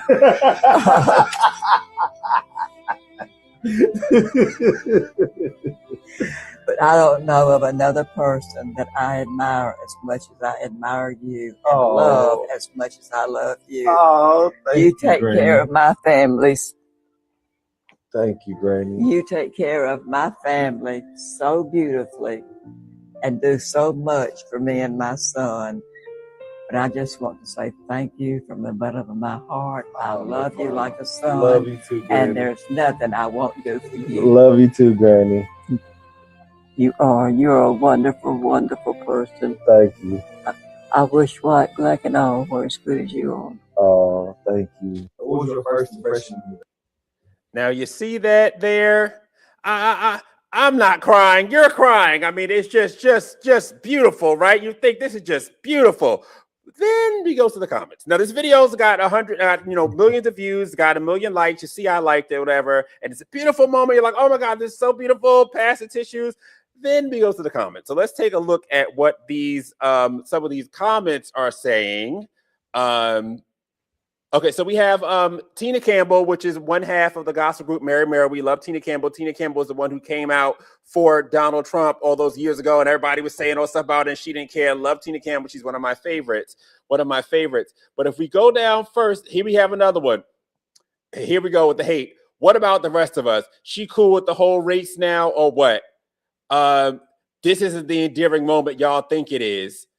I can appreciate the honesty in this moment. I can appreciate people are capable of growth, but I also think we have to be careful about romanticizing what happened here. What stayed with me was this. Why did he have to prove himself worthy of being loved and accepted in the first place? He was just like before she knew his character's heart or the way he loved her simply because he was a black man. You do so much for me. It's transactional. I'm not impressed. You know what? Never mind. So the comments are all like this, but what I found interesting in all this is that all these people, they have a blind spot on their own racism, because how do you all black people feel about white people? Y'all don't like white people the same way. And I'm sure they wouldn't be happy if their black daughter or granddaughter married somebody white, and that white person would then have to prove to them, that they are, quote unquote, a good person to get past whatever their prejudice is. But, according to the wokies, black people can't be prejudiced. So, Laverne, what do you say? Okay. When it's always black people that want to call everybody else racist, but in actuality, who is more racist than black people are? I mean, come on. We hate everybody. Who the fuck do we like any damn way? We don't like no damn body. We got Black History Month, but when is White History Month? If white people had a White History Month, then that would be considered like a Ku Klux Klan Well, they meeting. say the other 11 months are white history, but that's what the wokies, that's what a wokie would say if they was here. They would say, well, the other 11 is white, and why we get the shortest month out the year? Why we don't get a 31-day month? You know what I mean? Right. So, And the beat goes on. So at the end of the day, the point is, you know, this lady expresses her love for the young man that her daughter is involved with, and it's very heartfelt, you know, and she's just, you can tell she's speaking from her soul.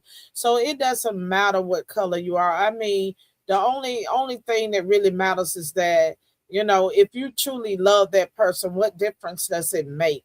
My husband had mixed race kids. I mean, he was involved with people from the other race, and yes, me and that the other ladies, we are friends. You know, we are friends. I have like no problems with them, and they have no problems with me. So what difference does it make? If you care about somebody, you know, what you're gonna say, hey, well, you know, I like this white man, but I don't like his daughter, I don't like his mama. I mean, how's that gonna make that person feel? You know, so you have to think about all of that and weigh all of your options while you're doing that type of thing. And in today's world, you know, we have so many mixed race couples, we have so many mixed race children, you know, that are the product of these mixed race things. So, you know, we just need to like find a way to mend this fence and move right on down the road, because I feel like it's people that are in office like Maxine Waters, Al Green, you know, you name them names. Those are the race baiters. You got Al Sharpton, race baiters. You know, all of these people always use their race card to cover up for the fact that they are not helping their community that looks just like them. And at the end of the day, guess what? We all bleed red. We all bleed red. We may be a different color on the outside, but inside we all bleed red. So, you know, we need to ease on down the road with that, because that is something that the left is using to keep us divided, And for me, and what I do with feeding people, over 5,000 families a month for many years, especially the seniors, you know, I help them people with all my heart. You know, I give them food, clothing. You know, we get a lot of support, and most of our support are from white donors. You know, most of the support come from white donors, and we're talking about helping the Black community. You know, when you need help like that, they're usually the first ones that's gonna come and help you, and that's the truth about that situation right there. You know, when you have people that grew up in these communities that are involved in whether it's professional sports, they're not there like that, you know, dumping funds into these organizations to help them.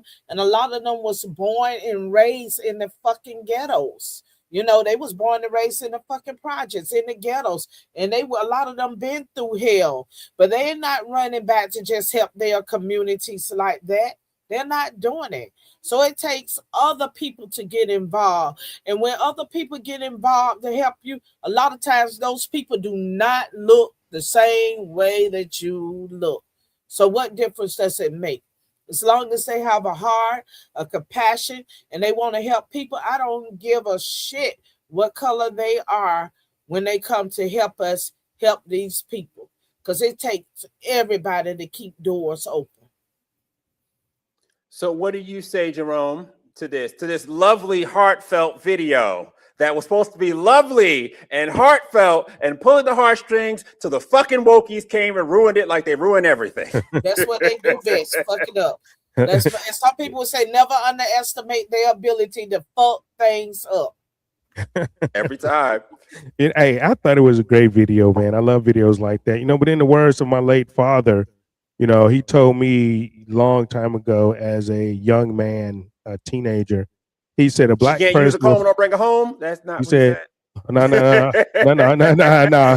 Papa didn't say that. He said, but what he did say was a black person will fuck you over first before a white person would. That's what he told me. And I've never been fucked over by a white person, but I've been fucked by plenty of black people. And the people in the comments, they talk all that shit, but I bet they don't support black businesses. I bet they don't. I bet they go to the Koreans, to the Vietnamese nail shops. I bet they, do all that shit, but they don't support black businesses. No, they don't. People. And that's a big problem in our community. That's the biggest problem. But like he said, they do not go and support their own businesses. They don't even want to stay in their same fucking neighborhoods that they grew up in. Once they get grown and they feel like they made it, oh, I'm not coming over there at night, motherfucker. You grew up in the hood. You used to be there at night, every night. Now you'll make 2 cents over your fucking lunch money, and you can't come back into the same neighborhood that you grew up in. This shit is like ridiculous. Truly ridiculous. We have a comment from T. T says people need to be colorblind. Amen. And T also says it's good to hear that we all bleed red. Good heart. So to end today's show, I have one other story for you guys. And, it's been recently NASA's always been a very, space travel has always been a very, controversial subject. You have people, big people out here like Candace Owens, who does not even believe in the moon landing at this point. So we have this new video that NASA has released of Mars. Okay, so let me show you guys the Mars video. But here's the question. Oh, wrong window. Hold on, let me show you guys the Mars window. But here's the question, though. Do you believe it? Do you believe that this is Mars? And many of the comments, people are saying they think this is a film set. They have a comment here saying they think it's filmed in Las Vegas, that it's the desert somewhere. This isn't real. What do you guys think? I mean, I personally feel like, it could be real, could be not real, but I think that we have a lot more problems here on Earth, that when we have homeless people on Earth, so why are we even looking at or exploring Mars? I feel like Mars is very much a rich people problem. Like, why is this even a thing right now? I don't even know how many gazillions of dollars of tax dollars are being taken to be pushed into this whole Mars situation. I'm never really big on the space exploration. I mean, sure, we need some satellites out there for the cell phones and things like that. Defense, sure. Satellites, okay, sure. But the whole going on other planets and Elon Musk trying to colonize other planets or whatever, it all kind of seems like bullcrap to me. Not gonna lie. The moon landing, I guess I can believe that, but what do you guys think about this? Do you think that this was Mars, or do you think this was like Nevada? It looks like Nevada, Wyoming, California, Yosemite Park, and the beat goes on. We're in the age of Aquarius where people are truly waking up and people are researching, because we have the whole internet available where you could go and do your research and look up things. So people are not just sitting back believing anything. Like Judge Judy used to say in her court, well, just piss on me and tell me it's raining. People not doing that anymore. We are waking up. We're going back. We're researching, and we're finding out what is what. I mean, come on. That looks like a movie prop or a movie set. That's how I feel about it. What about you, Jerome? Do you think it's real? Is it looking real to you? Oh, no, I don't think it's real at all. And who the fuck wants to go to Mars anyway? It'd take about 9 months on a good trajectory and all that shit. Round trip takes about 3 years, right? To go to Mars and come. Who the fuck want to wait that long to go somewhere? First of all, and I definitely wouldn't want to take 9 months to go one way any fucking where. And I have to admit, I'm one of those believers, and I actually, X, when I was on X and Elon Musk was talking about, how much it'd take fuel to get to the moon and all this shit. Then all of a sudden, all that shit disappeared. And I texted him, I'm like, you know what? And you talking about Mars. I'm like, can we just get to the moon first, bro? Before Mars? So I honestly don't believe we ever went to the moon as well. And I second that motion. It's so crazy how so many people believe that now. I mean, I guess I believe in. I don't. Space has just never been something that I cared about. I don't care. I mean, I'm glad. Like I said again, satellites make sense. I mean, I like the fact that Elon's doing the Starlink thing, so he's able to bring internet to people around the world, regardless of wires and things of that nature. I think it's important that we have Trump with Space Force. We should have a command of the skies, because I mean the new warfare is going to be digital, and if let's just say, God forbid, we had a nation that didn't like us, they wanted to, knock out our satellites, that'd be like a lot of, it'd be a lot of damage to do if someone wanted to do something like that. So I think that we should have research for that. But I think going to other planets, and like you were saying, Jerome, if it takes 9 months to get there, where are you peeing at? Like, what are you eating? Where's all that happening? 9 months is a long time, you know what I mean? And I mean, we have people, I guess, that are like at a space station right now between the Americans, the Russians. I know Elon's and people up there as well. But I just think that for all the money that we have, we still ain't even cured like world hunger. You know what I mean? Like, people still have dirty water out here. We still have that bridge in Baltimore that never got rebuilt. So, I think we have more pressing terrestrial earthly problems that we should be handling before we want to go off to other planets. People tend to get caught up in this whole thing, but it's like it all just seems kind of just dumb, and it just seems very much like a rich people problem when you have to think about the real things that people are going through. So that actually matter. This certainly looks, I'm not one. I mean, I try not to doubt the country, where I can and whatever, but this is kind of seeming a bit like bullshit. Go ahead and say it, Ben. Go ahead and say it, man. That shit ain't real. Go ahead and say it. Real. The shit ain't real. I gotta go in the comments. I'm sorry. The shit ain't real. It feels very like I mean, maybe. I'm not sure why they would keep this ruse going. I mean, I'm sure. I mean, obviously it's a great way to launder money. It's a great way to send money, a great way to account for gobs and gobs of money that you're literally are taking and just like literally burning up. But why we need this, why this is the thing, why we should actually care. I mean, because when people start asking the right questions and start questioning where the fuck is my money going, you have to show them something. You have to show them something. Be like, hey, okay, hey, well, look, man, here's Mars. We told you. Here's Mars. This is where your money is going. No, the fuck it ain't. No, the fuck it's not, man. So it is what it is, man. But that's the thing. That's the thing. That's the whole premise behind it. We have to justify why we keep taking all of their tax dollars for this NASA and for this space program and talking about Mars and shit. Yeah, there's a big difference between the orbit, right? Being in orbit and being and going to the fucking moon. There's a huge difference. There's a whole bunch of shit up there, flying around in orbit because of that. Okay, that's, you can talk about that all day. There's a totally different thing between doing that and putting satellites up and all that, and then going to the fucking moon, and then thinking about going to Mars 3 planets a fucking way, or 2 planets after. Like, come on, man. Let's just stop the bullshit. And I guess Mars has gravity because they have things on the ground, as we can see from it. Like, there's like things on the ground. So I mean, they're not floating away. So that shit. Hey, fuck, no, bro. You know what that is? I'll tell you exactly what that is, man. That's fucking Gaza, yo. That's Gaza. That's what Gaza looks like, bro. How that shit is. That's Gaza. That definitely looks like a somebody's desert somewhere, unfortunately. So that as you can see, Americans, this is where our money's going. So before we wrap up, we'll start with you, Jerome.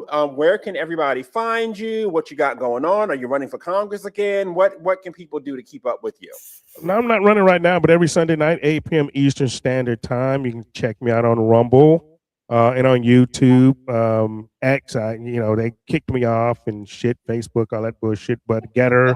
But you can check me out on Rumble at the Radical Republican live show every Sunday night, 8 p.m. Eastern Standard Time. You can check me out on my page, Jerome Bell, and also on the Freedom First Network page on Rumble, Sunday night, 8 p.m. Eastern Standard Time. Okay, and as far as I'm concerned, I am here every Tuesday with Laverne and not Trevian this week because she is traveling. She's Miss International Smile. She's in China somewhere or something. Every Tuesday at 2, and then I have my podcast, the Bench Podcast. We normally do our show live Saturdays. I do a live panel Saturday at noon. And I pop up other times during the week. You just never know when you might see me. So, you know, follow me. I'm at Binge Irby on all the things, anything you can think of as a thing. I'm on it. It's Binge Irby. It's me. DMs open. Of course, we want more people to come on the show. Come on this show as well. Just, you know, send me a DM. Just make sure you have at least a couple hundred followers. You have a profile picture. You're not like crazy. I need to be able to vet you a little bit just to see kind of like where you come from, whether you're liberal, conservative, black, white, yellow, red, doesn't matter. We just want to have different voices, different opinions, and people with things to say. So, and lastly, Queen Laverne, what say you? Well, you can follow me right here on X, on my page, and of course, right here on this podcast every Tuesday. And where and on X, they are shadow banning the shit out of us, all of us. Hell yeah. You know, we may get your message, we may not get your message. And if you look and you see that you have unfollowed me and you know that you didn't do it, just follow me back and holler at me, and I will follow you back as well. Because X has a lot going on right about now. So, you know, we really have to be on top of everything because it's crazy the things that they're doing to conservatives. You know, they always taking your followers. I mean, and the beat goes on. So anyway, just follow me here. Also, I am on Instagram, myself and Benji. So you can also find us there. And shout out to Raven. Make sure to get out there and vote for her. Raven Harrison for Congress. And she's District 25, right, in Florida? Yes, District 25. So make sure to get out there, vote for her. Those in District 25 also. And this is the Republican primary. So obviously, if you're a Republican, you know, get out there and vote for her. Also, you can contribute to her campaign and see what else she's got going on. Also, shout out to our friend from California, Letitia, who was in and out having some issues or whatever with the, you know, the internets and things, but she'll be back. You know, we'll work it out because I had my issues last week too. So we all go through our technical difficulties. Unfortunately, this is the internet. That's just the way things go. So with that, I believe all hearts and minds are clear. We will benedict here. I want to thank everybody, all 1,193 of you, for watching, for commenting, for coming out. We'll be back here next Tuesday at 2:00, and then I'll have my live show on Saturdays at noon, and Jerome's show is Sunday nights at 8 p.m. So that's plenty of things for you to be able to watch. Make sure to follow us all. We so appreciate you all. You know, just coming out and watching us on today. There's a million different things in that you can watch, and you chose to be here with us, so we definitely appreciate you. Tell a friend, tell a neighbor. Be sure to share the playback as well on all the things on the YouTube, the Rumble, the Kick, the whatever, all the things that we're streaming on right now. Be sure to like, follow, retweet, subscribe to everything, and we thank you all so much again for another great show. So we will see you. And also, before we leave, really quick, I would like to thank all the 1,000 people that have joined right here from my network as well. Shout out to Travian, girl. You have a safe trip, and you better have fun and enjoy yourself. Yep. Yes. Go see Z while you're out there. And we're now at 12:04. So thank you so much, all 1,205 of you that are watching. Be sure to catch, if you are coming in late, you can catch the playback, which is immediately available now. And we will see you next week. I will see you Saturday, and Jerome will see you on Sunday night at 8:00. Peace. Thanks so much. God bless you. Have a great week. Have a great weekend.